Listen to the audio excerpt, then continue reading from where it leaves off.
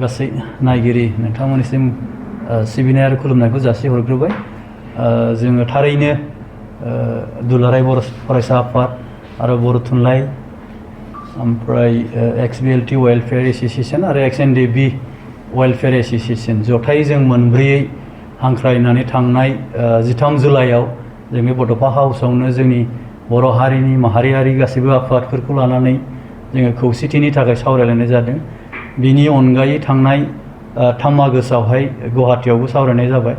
बे एलेखाय बेफोरखौ नोजोर बोनानैनो थांनाय 5 तारिख आगस्ट खालि जोङो जोंनि खुंथायाव थानाय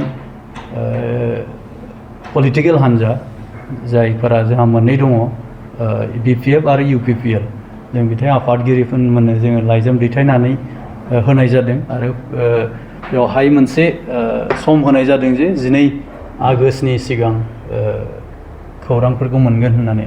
दा बेबायदियैनो जोङो रायलायनानै मोनबोबाय आरो जोङो मिजिंथिदों जिहेतु खुंथाया जोंनि गेजेरावनो थानांगौ, खौसेथिया जानांगौ। दिनै गोबां बर' जोंनि हारिफोरा जिहेतु जों दिनै आर्म स्ट्रागल हिसाबै मोननै दं बेवहाय आरो डेम'क्रेटिक जे मुभमेन्ट खालामबोनाय बे हिसाबै मोननै दं। मोनब्रै जथायै मैखोमै बर' हारिनि गासिबो थांनाय समाजारि संसार रायजो जानाय गासिबो जोंनि गेजेरावनो निर्भर खालामो।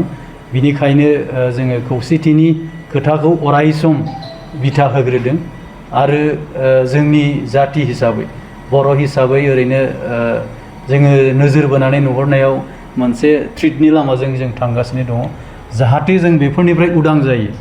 बेनिखायनो जों सोमावसारग्रा हान्जा जेसेबां दङ जोङो नैबेखौ नोजोर बोदों जे जिहेतु जे BTCनि खुंथाय जे जोंनि बर' हारिफोरनि थांनाय थैनाया जोंनि गेजेरावनो जेन थाफिनो आरो खुंथाया जोंनि गेजेरावनो जेन थायो।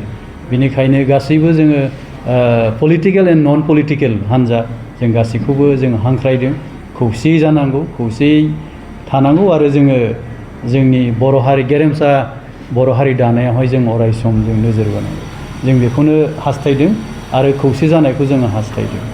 एसेनोसै।